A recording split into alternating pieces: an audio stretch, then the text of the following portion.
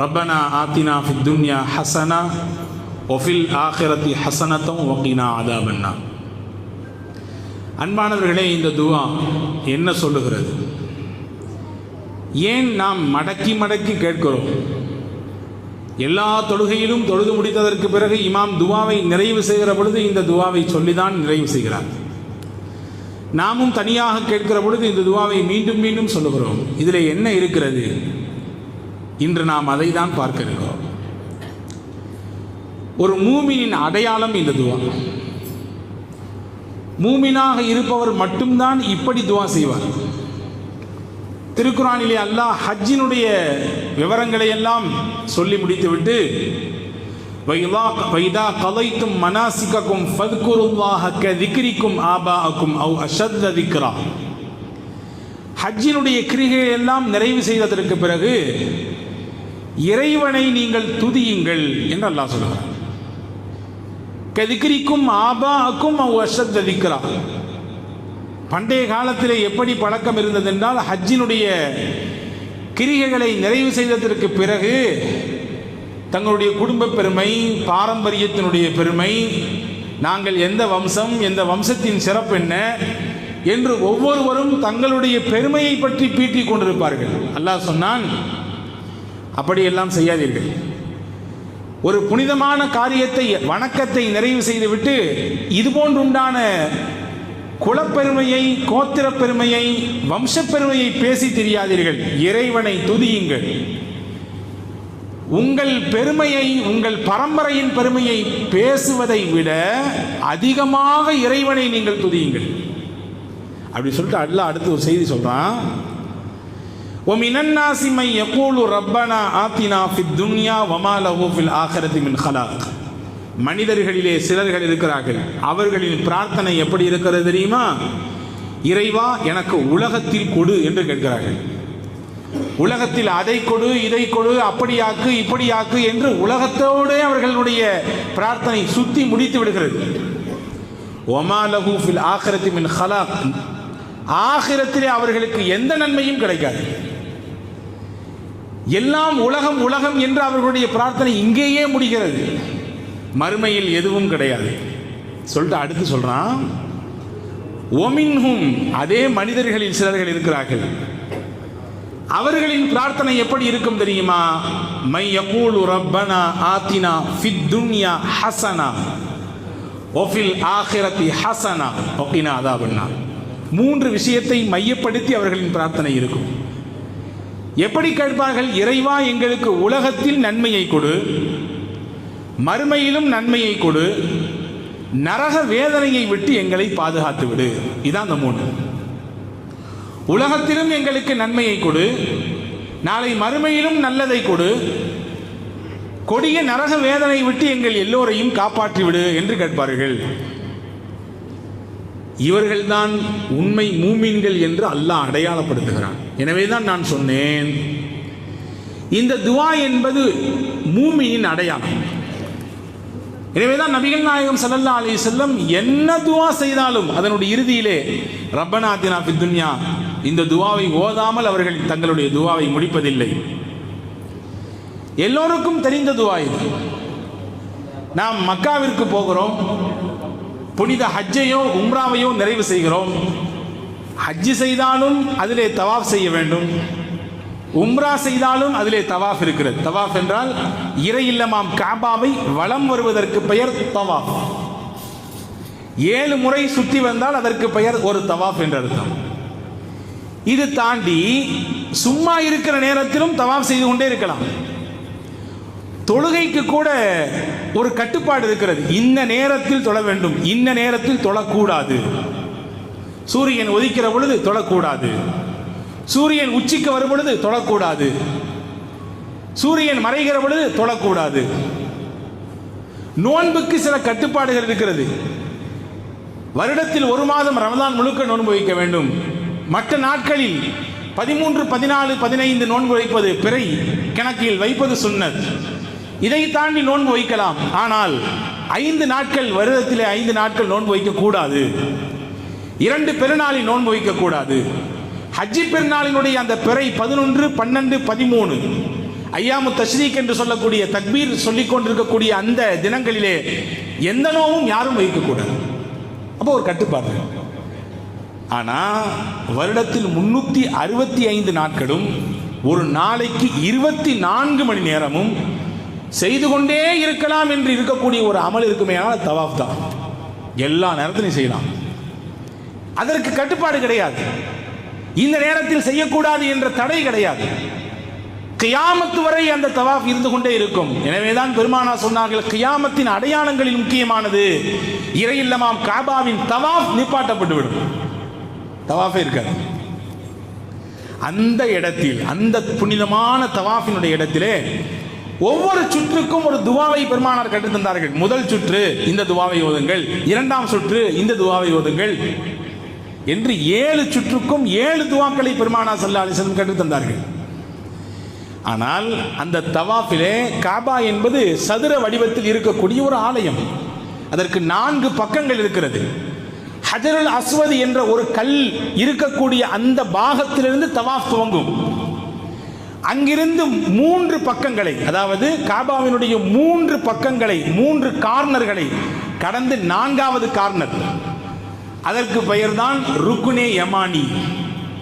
அந்த கார்னரில் இருந்து அடுத்து இருக்கக்கூடிய ஹஜருல் அஸ்வத் கல் இருக்கக்கூடிய அந்த கார்னர் வரை என்ன துவா ஓத வேண்டும்? 7 தவாஃபிலும் ரப்பனா ஆத்தினா ஃபித் துன்யா ஹஸனா துவா தான் ஓத வேண்டும். ஹஜ்ஜி உம்ரா போன எல்லா உம்மார்கள் ஹாஜிகளுக்கு எல்லாம் தெரியும். மற்ற கார்னர்களை எல்லாம் தொடுகிற பொழுது ஒவ்வொரு சுற்றுக்கும் ஒரு துவா. ஆனால் இந்த குறிப்பிட்ட கார்னர், அந்த இந்த மூலையிலிருந்து ஹஜருல் அஸ்வத் கல்லிலிருந்து ருக்குனை யமானியிலிருந்து ஹஜருல் அஸ்வத் கல் வரைக்கும் இருக்கக்கூடிய அந்த பகுதியிலே இந்த குறிப்பிட்ட ரப்பனா ஆத்தினா துவாவை தான் பெருமானார் ஓதினார்கள், நமக்கும் ஓத பணித்தார்கள். அவ்வளவு மகத்துவமான துவா. நபி தோழர்களில் ஒருவர் நபியை பார்க்க வந்தால் ஒரு நாள், இல்லை நபிகள் அவரை பார்க்க போனார்கள், உடம்பு முடியவில்லை என்று பார்த்தா அவர் குருவி குஞ்சு மாதிரி இருக்கிறார். ரொம்ப உடம்பு அப்படி ஒடுங்கி போயிருக்கிறது. நல்லா இருந்தவருங்க திடீர்னு அப்படி குருவி குஞ்சா போயிட்டியப்பா நீன்னு கேட்குறாங்கல்ல, அந்த மாதிரி ஆகிப்போயிட்டார். என்ன செஞ்சதுங்க இவருக்கு? என்னமும் செய்யல, எதுவும் நோயெல்லாம் இல்லை, திடீர்னு இப்படி ஒடுங்கிட்டாரு. ஹஜ்ரத் ரசூலுல்லாஹ் அந்த சஹாபியிட்ட கேட்டாங்க, நீ ஏதாவது துவா செஞ்சியான்னு கேட்டாங்க. ஆமாம், அவர் சொன்னார் அந்த சஹாபி, ஆமாம், அல்லாஹும்ம மா குன்த முஆகிபி பிஹி ஃபில் ஆகிரத்தி ஃபஅஜ்ஜில்ஹு லீ ஃபித் துன்யா. இறைவா, நான் செய்த தவறுக்கெல்லாம் நாளை மறுமையிலே என்னை நீ தண்டிப்பதாக இருந்தால் அந்த தண்டனையெல்லாம் உலகத்திலே கொடுத்துரு. நான் செஞ்ச தப்பு தவறுக்கெல்லாம் எனக்கு தண்டனை நாளைக்கு மறுமையில் உண்டுன்னு இருந்துச்சுன்னா அந்த தண்டனையை ஃபுல்லாக சேர்த்து எனக்கு உலகத்திலே கொடுத்துரு. நாளைக்கு மறுமையில் என்னையால் தாங்க இயலாது. இந்த துவா செஞ்சேன் அப்படின்னாங்க அந்த சஹாபி. ரசூலுல்லாஹி ஸல்லல்லாஹு அலைஹி வஸல்லம் சொன்னாங்க, அல்லாஹ் மனிதர்கள் செய்யக்கூடிய தவறுக்கெல்லாம் உலகத்திலே பனிஷ்மெண்ட் கொடுக்க ஆரம்பித்தா, தண்டனை கொடுக்க ஆரம்பித்தா பூமி பந்துக்கு மேலே யாராவது வாழ முடியுமா? இப்படியா கேட்குறது துவா? அல்லாஹ் மன்னிப்பானாச்சே, அல்லாஹ் எல்லாவற்றையும் மன்னிக்கக்கூடிய தயால குணமிக்கவனாச்சே. அமா குல்த ரப்பனா ஆத்தினா ஃபித் துன்யா ஹஸனா வ ஃபில் ஆகிரத்தி ஹஸனா வகினா அஸாபன்னார். இறைவா, எனக்கு இந்த உலகத்திலும் நன்மையை கொடு, நாளை ஆகிரத்திலும் நன்மையை கொடு, நரக வேதனையை விட்டு பாதுகாத்து விடு என்று பொருள்பட இருக்கிற இந்த துவாவை எல்லாம் நீ கேட்க வேண்டும். இப்படி கேட்டதுனால தான் உன் உடம்பெல்லாம் உருகி போச்சுன்னு சொன்னாங்க ஸல்லல்லாஹு அலைஹி வஸல்லம். அப்படிலாம் கேட்காத, வேலையை வச்சுக்காது, இத்தோடி முடிச்சுக்கோ, இதுக்கு பின்னாடி இந்த மாதிரிலாம் கேட்கக்கூடாது அப்படின்னு சொல்லி ஹஜ்ரத் ரசூலுல்லாஹி ஸல்லல்லாஹு அலைஹி வஸல்லம் சஹாபியை கண்டித்தார்கள் என்பதாக நாம் ஹதீஸிலே பார்க்கிறோம். இப்போ மகத்துவமிக்க துவா அது. பெருமானார் ஸல்லல்லாஹு அலைஹி வஸல்லமுக்கு அல்லாஹ்வின் மூலமாக கற்றுத்தரப்பட்ட துவா. இந்த துவாவினுடைய 2 பக்கங்கள். முதல் பக்கம், துன்யாவிலும் நன்மையை கொடு என்று கேட்க சொல்கிறான் அல்லாஹ், ஆகிரத்திலும் நன்மையை கொடு என்று கேட்க சொல்கிறான். ஒன்றை புரிந்து கொள்வோம், இஸ்லாம் ரொம்பவும் இறுக்கமான மார்க்கம் கிடையாது. மொத்தமா உலகத்தை உதறி தள்ளி போட்டு ஆகிரத்து என்ற சிந்தனையிலே வந்துவிட வேண்டும் என்று இஸ்லாம் சொல்லவில்லை. உலகமும் வேண்டும், மறுமையின் சிந்தனையும் வேண்டும். உலகமே வேண்டாம், எனக்கு எல்லாத்தையும் தூக்கி ஓரத்தில் போட்டேன், எனக்கு துன்யா வேண்டாம், ஆகிரத்து மட்டும் போதும் என்று ஒருவர் பிடித்து கொண்டாலும் அந்த பாதை தவறு. ஒருவர் ஆகிரத்தை தூக்கி எறிந்து விட்டு, ஆகிரத்து நாளைக்கு மறுமை, அதை அப்போ பார்த்துக்கலாம், இப்போ தேவை துன்யா, இப்போ தேவை உலகம், இதுதான் எனக்கு இப்ப அசல் என்று அதை மறந்து அதை கை நழுவி விட்டு இதை மட்டும் பிடித்து கொண்டாலும் தவறு. ரெண்டுமே வேண்டும். ஒரு நிகழ்ச்சியை சொல்லுகிறேன். சல்மான் அல் ஃபாரிசி என்ற ஒரு சஹாபி தன்னுடைய அன்பு நண்பர் அபு தர்தா ரலியல்லாஹு அன்ஹு என்ற நபித்தோழரை சந்திக்க வீட்டுக்கு போகிறார். வீட்டில் நபித்தோழர் அபு தர்தா இல்லை. அவர்களின் மனைவி துணைவியார் உம்மு தர்தா இருந்தாங்க. பார்த்தா அவங்க அழுக்கு ட்ரெஸ் போட்டு ஒரு மாதிரி ஒரு கோலத்தில் இருக்கிறார்கள். கணவன் ஊரில் இருக்கிற பொழுது மனைவி இப்படி இருக்கிறது சரியில்லையான்னு சொல்லி கேட்குறாங்க சல்மான் ரலியல்லாஹு அன்ஹு, என்ன இப்படி இருக்கிறீங்க, நல்ல ட்ரெஸ் இல்லையா, நல்லா உங்களை நீங்கள் அலங்கரித்துக் கொள்கிற அளவிற்கு உங்கள்ட்ட எதுவும் பண வசதி இல்லையான்னு கேட்டாங்க. அந்த அம்மா சொன்னாங்க, எல்லாம் இருக்குது, ஆனால் உங்கள் நண்பர் அபு தர்தாவுக்கு தான் எங்களின் மீதும் குடும்பத்தின் மீதும் மனைவி மக்களின் மீதும் எந்த ஒட்டு உறவும் இல்லாமல் இருக்கிறார். பள்ளிவாசலுக்கு போனார்னா கிடையா கிடக்கிறார். இரவெல்லாம் பள்ளி, வீட்டுக்கு வந்தால் திருக்குரான் திரும்ப திரும்ப ஓதிக்கொண்டே இருக்கிறார். எங்களின் பக்கம் திரும்பி கூட பார்ப்பதில்லை. அவர் திரும்பி பார்க்காத பொழுது நான் எதுக்கு என்னையை நான் தயார்படுத்திக்கணும்னு சொல்லி அந்த அம்மா சொல்றாங்க. வந்தாங்க அபூ தர்தா ரலியல்லாஹு அன்ஹு. சாப்பாடு தயார் செய்து வைக்கப்பட்டது. சல்மான் ரலியல்லாஹு நீங்க சாப்பிடுங்க, வீட்டுக்கு வந்திருக்கக்கூடிய விருந்தாளி என்று அபூ தர்தா சொல்கிறார். வீட்டுக்கு வந்திருக்கக்கூடிய விருந்தாளியை மட்டும் எப்படி கவனிப்பது? நன்றாக விழுந்து விழுந்து கவனிப்பதா? இல்லை, நாம் சேர்ந்து உட்கார்ந்து அவரோடு சாப்பிட்டு கவனிப்பது. இதான் கண்ணியம். சல்மான் கேட்டாங்க ரலியல்லாஹு அன்ஹு, நீங்களும் சேர்ந்து உட்காருங்கன்னாங்க. இல்லை இல்லை, நான் இன்னைக்கு நோன்பு வச்சுருக்கேன் சார், நீங்க சாப்பிடாட்டி நான் சாப்பிட்றதில்லை, நீங்க என் கூட சாப்பிட நானும் சாப்பிட மாட்டேன். என்ன பெரிய வம்பா போச்சு? ஆமா, நஃபிலான நோன்பு தானே, பரவாயில்ல, பின்ன கலா செஞ்சுக்கலாம், நோன்பு முடிங்க, என் கூட சாப்பிடுங்க. சாப்பிட்டாங்க. ராத்திரி இரவு தங்க வேண்டும்.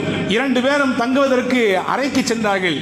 படுக்கையை விரித்தால் அபூ தர்தா பாயெல்லாம் சுருட்டிக்கிட்டு கிளம்புறாரு. எங்க போறீங்க? தொழுவ போறேன், பள்ளிவாசலுக்கு போறேன், பேசாம படுங்க கீழே. கொஞ்ச நேரம் ஆச்சு, மறுபடியும் எந்திரிக்கிறாங்க, படுங்க. மறுபடியும் எந்திரித்தார். இரவிலே 2-3 தடவைகள். இரவினுடைய பிற்பகுதி வந்தவுடன் ஹஜ்ரத் அபூ தர்தாவை ஹஜ்ரத் சல்மான் எழுப்பி விடுறாங்க. இப்போ எந்திரிச்சு தொழுவுங்க, இதுதான் தஹஜ்ஜுதினுடைய நேரம், தொழுவுங்க தொழுவுங்கன்னு சொல்லிட்டு சொன்னாங்க. இன்னலி ரப்பிக அலைக ஹக்கா, நீங்கள் உங்கள் இறைவனுக்கு ஆற்ற வேண்டிய கடமை என்று சிலது இருக்கிறது. ஓகே.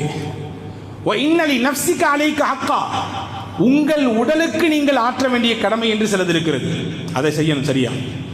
வ இன்னலி அஹ்லிக அலைக ஹக்கா, உங்கள் குடும்பம், உங்கள் மனைவி, உங்கள் பிள்ளைகளுக்கு ஆற்ற வேண்டிய கடமைகள் பொறுப்புகள் என்று சிலது இருக்கிறது. அவங்களுக்கு உங்க மூலமா சில விஷயங்கள்லாம் ஆக வேண்டும். அவர்களுடைய உரிமைகளை, அவர்களுடைய உணர்ச்சிகளை நீங்கள் புரிந்து கொண்டு நடந்து கொள்ள வேண்டும். எல்லாம் திறந்து அப்படி பள்ளிவாசலை போன்று அப்படியே அலைவது என்பது மார்க்கத்தில் கடமையானதல்ல, அது சரியானதல்ல என்று ஹஜ்ரத் அபூ தர்தாவுக்கு ஹஜ்ரத் சல்மான் ரலியல்லாஹு பாடம் நடத்துனாங்க. அவங்க இபாதத்தில் கொஞ்சம் ரொம்ப ஊறியவர்கள். ஹஜ்ரத் அபூ தர்தா நேராக காலையில் ரசூலுல்லாஹ்ட்ட போயிட்டாங்க ஃபஜ்ர் தொழுதுட்டு. இந்த மாதிரி நான் தொழுதுட்டு இருந்தேன், நோன்பு வச்சிருந்தேன், என்னை நோன்பு தரேன்னு சொன்னார். தொழுகைக்கு ராத்திரி எந்திரிச்சு வெள்ளனே போகலான்னு பார்த்தா என்னை படுக்க வச்சு இரவினுடைய பிற்பகுதியில் எடுத்து தொழுக வைத்தார். இப்படிலாம் சொன்னார் அப்படின்னு சொல்லி ஹஜ்ரத் ரசூலுல்லாஹ்விடத்திலே ஹஜ்ரத் சல்மான் ரலியல்லாஹுவை பற்றி கம்ப்ளைண்ட் சொன்ன பொழுது ஹஜ்ரத் ரசூலுல்லாஹ் சல்மான் ரலியல்லாஹுவுக்கு ஒரு சர்டிஃபிகேட் கொடுத்தாங்க. சதக சல்மான், சல்மான் மிகச் சரியானதை சொல்லியிருக்கிறார், சத்தியத்தை சொல்லியிருக்கிறார், அதான் சரி, அதை மாதிரி கேட்டு நடந்துங்கன்னு நாங்கள் ஹஜ்ரத் ரசூலுல்லாஹ். நான் எதுக்கு சொல்றேன்னா, துன்யாவின் மோகமே வேண்டாம், ஆசையே வேண்டாம், எல்லாம் எனக்கு ஆகிரத் மட்டும் போதும் என்று பிடித்துக் கொள்வதும் தவறு. இதுக்கு நேர ஆப்போசிட்டா வாங்க, ஆகிரத்து பார்த்துக்கலாம், அப்புறம் இப்ப தேவை உலகம். உலகத்தினுடைய அந்த விஷயத்தை நாம் முழுமையாக அடைந்து விட வேண்டும் என்ற லட்சியத்தோடு, என்ற கனவோடு அல்லாவை மறந்து, அல்லாவின் தூதரை மறந்து, இபாதத்தை மறந்து, நன்மைகளை மறந்து, பிறருக்கு ஆற்ற வேண்டிய கடமைகளை மறந்து, உலகத்தை கட்டிப்பிடித்துக் கொண்டு அந்த மோகத்தில் படுத்து கிடப்பதும் சிரமம், அதுவும் மார்க்கத்தில் தடை. ஹதீஸிலே வந்திருக்கிறது. அனஸ் இப்னு மாலிக் ரலியல்லாஹு அன்ஹு சொல்கிறார்கள், மன் ஜஅல மன் கானத்தி துன்யா மன் கானத்தில் ஆகிரத்து ஹம்மஹு, யாருக்கு ஆகிரத்தின் மீது மோகம் இருக்கிறதோ அல்லாஹ் அவருக்கு என்ன செய்வான்? ஜஅலல்லாஹு கினாஹு ஃபீ கல்பி, போதும் என்கின்ற மனதை அவருக்கு கொடுத்து விடுவான். நல்லா விளங்கணும், துன்யாவின் மீது மோகம் தான் கூடாது, தேடல் கூடும். துன்யாவை தேடலாம், நம்ம தேவைக்கு தக்கவாறு தேடலாம், மோகம் கூடாது. அப்படியே அதிலே குப்புற கடந்து படுத்து கிடந்து அதையே காலை பிடித்துக் கொண்டிருப்பது கூடாது. பாருங்க, இந்த ஹதீஸை கவனிங்க. ரசூலுல்லாஹ் சொல்றாங்க பாருங்க, யாருக்கு ஆகிரத்தின் மீது மோகம் இருக்கிறதோ அல்லாஹ் அவருடைய உள்ளத்துல கினா என்ற தன்மையை கொடுத்து விடுவான். அதாவது போதும் என்கின்ற மனதை கொடுத்து விடுவான். போதும் என்ற மனமே பொன் செய்யும் மருந்து என்கிறான் தமிழில், இல்லையா? ரெண்டாவது பாருங்க, அவருக்கு துன்யாவில் என்னென்ன காரியெல்லாம் ஆகணுமோ அதையெல்லாம் அவருக்கு சரி செஞ்சு கொடுப்பான். ஏன்னா இவருடைய மோகம் உள்ள ஆக்கிரத்தை நோக்கி இருக்குது. துன்யா வகிய ராகிபா, அவர் காலால் உதறி விட்டாலும் அவருக்கு பின்னாடி துன்யா ஓடி ஓடி வரும். உலகத்தை அல்லாஹ் கால் வந்து கொடுப்பான். உன்னாச்சா? அடுத்து ஒமன் காணத்தி துன்யா ஹம்மஹு, யாருக்கு துன்யாவின் மீது மோகம் இருக்கிறதோ, ஃபர்ஸ்ட் ஆகிரத்தின் மீது மோகம், ரெண்டாவது துன்யாவின் மீது மோகம், யாருக்கு துன்யாவையே கட்டிப்பிடித்து கொண்டு முசாபஹா முஆனக்கா செய்து கொண்டே கிடக்கிறார்களோ, அல்லாஹ் சொல்றான் ஜஅலல்லாஹுல் ஃபக்ர பைன ஐனை, நிறைய இருக்கிற மாதிரி இருக்கும், ஆனா எப்போ பார்த்தாலும் பஞ்சப்பாட்டு பாடிட்டே இருப்பார். ஒரு விதமான அவர் பொருளால் ஏழை கிடையாது, மனதால் ஏழை. அல்லாஹ் அப்படி ஆக்கிடுவான். அவர் மனதால் அவரை இல்லாதவராக ஆக்கி விடுவான். இரண்டாவது சொன்னாங்க அவருக்கு வர வேண்டிய காரியத்தை ஃபுல்லா அல்லாஹ் பிரிச்சு பிரிச்சு போடுவான். கையில கொண்டு சேர்க்க மாட்டான், வராது. வலம் யாதிஹி மின துன்யா இல்லாமா குத்திரலஹு, அவர் முட்டி மோதி பார்க்கிறாரு, ஓடி பார்க்கிறாரு, ஆடி பார்க்கிறாரு, கட்டி பிடிக்கிறாரு, ஆனா அவருக்கு தலையில என்ன எழுதியிருக்கோ அதுதான் வந்து சேரும். அதான் ரசூலுல்லாஹ் சொல்றாங்க. இப்ப அன்பானவர்களே, ஆகிரத்து வேண்டாம் என்று துன்யாவோடு மோகத்தோடு இருப்பது கூடாது. அதே நேரத்திலே துன்யாவை தேடலாம், தேவைக்கு தக்கவாறு அதை நாம் பயன்படுத்திக் கொள்ளலாம். சொல்ல போனால் இந்த துஆவினுடைய முதல் பகுதியே இறைவா துன்யாவின் நன்மையை எங்களுக்கு கொடு என்று கேட்க சொல்கிறான் அல்லாஹ். இந்த துன்யாவிலும் எங்களுக்கு நன்மையை கொடு என்று கேட்க சொல்கிறான். அன்பான சகோதரர்களே, மதீனாவுக்கு ரசூலுல்லாஹும் சஹாபாக்களும் போகிற பொழுது கடுமையான வறுமை, பஞ்சம் அங்கே சூழ்ந்திருந்தது. அந்த மதீனாவை பெருமானார் 10 ஆண்டில் எப்படி மாற்றினார்கள்? வரலாற்றை நீங்கள் திருப்பி பாருங்கள், தெரியும். மதீனாவின் ஆரம்ப கட்டத்திலே யாராவது மரணித்து விட்டால், அவர்கள் கடன் சுமையோடு இறந்து போனால், பெருமானார் கடனை நிறைவேற்றுவதற்கு ஆள் இருந்தால் தொலை வைப்பேன், இல்லை என்றால் சல்லு அலா சாஹிபிக்கும், நீங்களே உங்க ஆளுக்கு தொலை வச்சிங்கன்னு போயிடுவாங்க. அப்படி இருந்த மதீனா வெறும் 10 வருஷத்துல அந்த மக்களை எப்படி பொருளாதாரத்திலே மேம்படுத்தினார்கள் என்றால், அந்த அரசு எவ்வளவு முன்னேற்ற பாதையில் போனது என்றால், சொன்னாங்க ஸல்லல்லாஹு அலைஹி வஸல்லம், யாருக்காவது சொத்தை விட்டுட்டு போனீங்கன்னா சொத்து எங்களுக்கு வேண்டாம், அவங்களுடைய வாரிசு கொடுக்கட்டும். யாராவது கடன் விட்டு போனீர்கள் என்றால் அந்த கடனை அடைப்பதற்குரிய வாரிசார்கள் அந்த நபருக்கு இல்லை என்றால் அந்த கடனின் சுமையை அடைக்கக்கூடிய பொறுப்பை என் அரசாங்கம் ஏற்றெடுக்கும். நாங்கள் சொல்லாச்சு. பொருளாதாரத்தில் அவ்வளவு உயர்ந்த நிலைக்கு கொண்டு போய் நிப்பாட்டினாங்க நபிகள் நாயகம் ஸல்லல்லாஹு அலைஹி வஸல்லம். ஏன் அப்படி நிப்பாட்டினாங்க அப்படின்னா, துன்யா இல்லைன்னா, பொருளாதார வசதி இல்லைன்னா, ஒரு கட்டத்தில் என்னவாகும்? மனிதனின் மனம் திசை மாறி போய்விடும், தவறில் போய் விழுந்து விடுவான். ஏன்? ஆபத்து, ஆபத்து. அவனுடைய ஈமானே பறிபோகக்கூடிய சூழல் ஏற்பட்டு போய்விடலாம். காரணம், முஸ்லீம் ஆகிட்டோம், நாங்கள் யாருமே எங்களை கவனிக்கல, எந்த ஒரு அனுசரிப்பும் இல்லை, எந்த ஒரு கொடுக்கல் வாங்கலும் இல்லை, பின்ன என்னத்தை போட்டு இந்த மார்க்கத்தில் இருக்க என்று போகக்கூடிய சூழல் ஏற்பட்டு, காதல் ஃபக்ரு ஐய கூன குஃப்ரா. நாங்கள் ஸல்லல்லாஹு அலைஹி வஸல்லம், ஏழ்மை வறுமை இருக்கிறதே அது குஃப்ரின் பக்கம் போய் அவனை சேர்த்து விடும். நாங்கள் ஸல்லல்லாஹு அலைஹி வஸல்லம். எனவே உலகத்தின் விஷயத்திலே நன்மையை அடைவதற்கு காசு பணங்களை சேர்த்துக் கொள்வதற்கு முயற்சிக்கலாம், அது அளவோடு இருக்க வேண்டும். உலகத்தில் வாழ வேண்டும், உள்ளம் உலகத்தோடு இணையாமல் வாழ வேண்டும். அதான் வாழ்க்கை. ஆரிஃபீன்கள் நமக்கு சொல்லித்தரக்கூடிய விஷயம் அதுதான். அபூ ஹனீஃபா ரஹ்மத்துல்லாஹ் மிகப்பெரிய செல்வந்தர். ஹஜ்ரத் முஹையீன் அப்துல் காதிர் ஜீலானி குத்திஸ சிர்ரு மிகச்சிறந்த இறைநேசர். ஆனால் அவர்கள் மிகப்பெரிய வணிகம் செய்யக்கூடிய மிகப்பெரிய முதலாளி. எல்லாம் இருந்துச்சு, ஆனால் அவங்களுடைய உள்ளம் இருக்க அது இந்த உலகத்தோடு மைலான் ஆகலை, அப்படி ஒன்றி போகவில்லை, இரண்டரை கலக்கவில்லை. அதாவது இருக்க வேண்டிய இடத்துல இருந்துச்சு. அன்பான சகோதரர்களே, இப்போ துன்யாவில் நன்மையை கேட்கணும் அல்லாட்ட. நீங்கள் கேட்கலாம், துன்யாவில் நன்மை எப்படின்னு கேட்கறது, எதை கேட்க, நன்மைன்னா என்ன அப்படின்னு கேட்குறீங்க. அன்பான சகோதரர்களே, ஹஜ்ரத் அலி இப்னு அபீ தாலிப் ரலியல்லாஹு அன்ஹு சொல்கிறார்கள், இந்த ஆயத்திற்கு விளக்கம் தருகிறார்கள். ஹஜ்ரத் சய்யிதுனா அலி ரலியல்லாஹு அன்ஹு சொன்னாங்க, துன்யாவில் நன்மை என்றால் என்ன? ஒரே ஒரு விஷயம் தான் நன்மை, அல் மர்அத்து சாலிஹா. ஒரு மனிதனுக்கு நல்லொழுக்கமுள்ள மனைவி அமைய பெறுவது அவனுக்கு துன்யாவினுடைய பெரிய நன்மை. நாங்கள் சொன்னாச்சு, மனைவி அமைவதெல்லாம் இறைவன் கொடுத்த வரம்ங்கிறான் தமிழ்ல, இல்லையா? அத்துன்யா குல்லுஹா மத்தா வ கைரு மத்தாஇ துன்யா அல் மர்அத்து சாலிஹா. அந்த உலகம் எல்லாமே மனிதனுக்கு சுகம் தரக்கூடியது, இன்பம் தரக்கூடியது. சுகம் தரக்கூடிய இன்பம் தரக்கூடிய இந்த உலகத்திலேயே மனிதனுக்கு ஆகச்சிறந்த இன்பம் தரக்கூடிய சுகத்தை தரக்கூடியது எது என்றால் ஒரு சாலிகான நல்லொழுக்கமுள்ள பெண் என்றாங்க ஸல்லல்லாஹு அலைஹி வஸல்லம். ஒரு நல்ல சாலிகான பெண் அமைய பெறுவது இந்த உலகத்தின் ஆகப்பெரிய நன்மையான காரியத்தை அவள் பெற்றதற்கு சமம் என்றார்கள் பெருமானார். ஒரு மனிதனுக்கு அல்லாஹ் இறையச்சத்தை அதிகரித்து கொடுத்தான். இறையச்சம் கிடைக்கப்பெறுவது பெரிய பாக்கியம். இறையச்சத்தோடு அவருடைய வாழ்க்கை கழிகிறது. அவருடைய பார்வை, அவரின் பேச்சு, அவருடைய நடவடிக்கை, அவருடைய நடை உடை பாவனை எல்லாம் அல்லாஹ்வின் அச்சத்துக்கு உட்பட்டு இருக்கிறது. இது பெரிய அருள் கிஃப்ட். இதுக்கு பின்னாடி அந்த அடியாருக்கு அல்லாஹ் எதை கிஃப்டா கொடுப்பானா? அதற்கு ரசூலுல்லாஹ் சொன்னாங்க, மஸ்தஃபாதல் அப்து பஅத தக்வல்லாஹி கைரம் மினல் மராத்தி சாலிஹா. நல்ல சாலிஹான் நல்லொழுக்கம் உள்ள ஒரு பெண்ணை அவனுக்கு துணையா அல்லாஹ் ஆக்குவான். அந்த பெண்ணுக்கு 4 தன்மை இருக்கு நாங்க ஸல்லல்லாஹு அலைஹி வஸல்லம். ஒரு சாலிஹான நல்லொழுக்கம் உள்ள பெண்ணாக இருந்தால் 4 சிறப்பு தன்மைகள் இருக்கும். இன் அமரஹா அதாஅத்து, இவன் சொன்னால் அதை அப்படியே அவள் கேட்பாள். இவர் போட்ட கோட்டை அந்த அம்மா தாண்டாது. இவர் சொல்லுக்கு அப்படியே கேட்டு நடப்பாள். ஒயின் நவர இலைஹா சர்ரத்து, தன் மனைவியை ஆசையோடு பார்த்தால் இவரை அந்த பெண் சந்தோஷப்படுத்துவாள். ஒயின் அக்ஸம அலைஹா அபர்ரத்துஹு, அந்த பெண் விஷயத்திலே இவர் சத்தியமிட்டால் அந்த சத்தியத்தை நிறைவேற்றக்கூடிய இடத்திலே இந்த பெண் இருப்பாள். ஒயின் காப அன்ஹா ஹஃபிதத்துஹு ஃபி நஃப்ஸிஹா வ மாலிஹி, தன்னை விட்டு அந்த கணவர் வெளியே போய்விட்டால், வியாபார விஷயமாக, தொழில் விஷயமாக, பயணத்தின் விஷயமாக வெளியேறிவிட்டால், இவர் மூலம் தனக்கு கிடைக்கப்பட்ட பொருளாதாரத்தையும் குழந்தைகளையும் தன்னுடைய அடையாளமாக இருக்கக்கூடிய கற்பையும் பேணி பாதுகாப்பாள். இந்த 4 தன்மை இருக்கக்கூடிய பெண்ணே சாலிகான பெண் என்றார்கள் பெருமானார் ஸல்லல்லாஹு அலைஹி வஸல்லம். உயர்ந்த நல்லொழுக்கம் உள்ள பெண் இந்த 4 அடையாளங்களுக்கு உட்பட்டவர்கள். நீங்க யோசிங்க, இன்றைக்கு இருக்கக்கூடிய பெண்களுக்கு இந்த தன்மைகள் எல்லாம் இருக்கிறதா?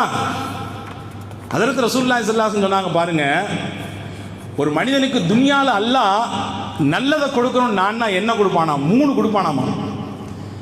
மின் சஆதத்தி இப்னி ஆதம், ஆதமுடைய மகனுக்கு அல்லாஹ் தருகிற நற்பெயர்கள் 3 முக்கியமானது. முதல் விஷயம், நல்ல சாலிகான பிள்ளைய அவனுக்கு ஜோடியாக்குவான் 1. 2வது அல் மஸ்கனு சாலி, நல்ல விசாலமான குடியிருக்கக்கூடிய வீட்டை தருவான். இந்த வீட்டுக்கு போனால் அவருக்கு சந்தோஷம் கிடைக்கும். 3வது சொன்னாங்க அல் மர்கபு சாலி, தான் வைத்திருக்கக்கூடிய வாகனம் அவருக்கு ரொம்ப சப்போர்ட்டா இருக்கும். நல்ல வாகனத்தை அவருக்கு அல்லாஹ் தருவான். இந்த 3ம் அல்லாஹ் ஒரு மனிதனுக்கு இந்த உலகத்தில் நன்மையை நாடினால் தரக்கூடியது என்று ஹஜ்ரத் ரசூலுல்லாஹி ஸல்லல்லாஹு அலைஹி வஸல்லம் சொல்கிறார். ஹஜ்ரத் இப்னு கஸீர் ரஹ்மத்துல்லாஹ் தன்னுடைய தஃப்சீருடைய விரிவுரையிலே இதே வசனத்திற்கு விளக்கம் எழுதியிருக்கிறார்கள். ரப்பனா ஆத்தினா ஃபித் துன்யா ஹஸனா, இறைவா எங்களுக்கு இந்த உலகத்திலே நன்மையை கொடு என்றால் என்ன நன்மை? 7 விதமான நன்மைகள் இருக்கிறது உலகத்தில். 7 விதமான நன்மையைத்தான் அல்லாஹ் அந்த இடத்துல அடியார்களை கேட்க சொல்கிறான். அந்த 7 நன்மை என்ன? முதல் விஷயம் ஆரோக்கியம். ஆரோக்கியம் அதை விட பெரிய செல்வம் உலகத்தில் ஒன்றும் கிடையாது. அந்த ஆரோக்கியம் எவ்வளோ பெரிய செல்வம்ன்றது இந்த மாதிரியான காலகட்டத்தில் நம்மளால் புரிந்து கொள்ள முடிகிறது. அதுவும் இந்த போன்று உண்டான நோய்க்கு முகம் கொடுத்திருந்தால், அந்த வேதனையை சுவைத்திருந்தால் எவ்வளவு சிரமமான ஒரு சூழல் என்பதை உணர்ந்திருக்கிறோம். ஆரோக்கியம் பெரிய நன்மை. 2வது நல்ல சொந்தமான வீடு, விசாலமான வீடு, இதுவும் உலகத்தில் அல்லாஹ் தரக்கூடிய நன்மை தான். 3வது நல்லொழுக்கம் உள்ள பெண்மணி. இங்க நல்லா கவனிக்கணும், திரும்ப திரும்ப உலகத்தின் நன்மையை பற்றி பேசுகிற பொழுது எல்லா அறிஞர்களும் நபிகள் நாயகம் ஸல்லல்லாஹு அலைஹி வஸல்லமுடைய அறிவிப்புகளும் ஹதீஸினுடைய வார்த்தைகளும் அதற்கு விளக்கம் தருகிற பெருமக்களும் எல்லாம் சொல்லக்கூடியது நல்லொழுக்கம் உள்ள மனைவி, நல்லொழுக்கம் உள்ள மனைவி. 4வது இப்னு கஸீர் ரஹ்மத்துல்லாஹ் சொல்றாங்க, நன்மைகள் செய்யக்கூடிய பிள்ளைகள். வெறும் பிள்ளைகள் சொல்லல, இங்க கவனிக்கணும் பெற்றோர்கள். அப்ப எப்படி நம்மளுடைய பிள்ளைகளை உருவாக்க வேண்டும்? நன்மைகள் செய்யக்கூடியவர்களாக உருவாக்க வேண்டும். அது யாருக்கு பொறுப்பு, யாருக்கு கடமை? பெற்றோர்கள் மீது கடமை. இப்ப நன்மைகள் செய்யக்கூடிய பிள்ளைகள் ஒருவருக்கு கிடைக்கப்பட்டிருந்தால் இந்த துன்யாவினுடைய நலவு கொடுக்கப்பட்டவர் என்று பொருள். 5வது சொன்னாங்க, ரிஸ்குன் வாசிஉன், விசாலமான ரிஸ்க் அல்லாஹ் தந்திருக்கிறான். நல்ல வாழ்வாதாரத்தில் அல்லாஹ் விசாலத்தை தந்திருக்கிறான். இதுவும் இந்த உலகத்தினுடைய நன்மைதான். ஆறாவது சொன்னாங்க இல்முன் நாஃபி, பயன் தரக்கூடிய கல்வி.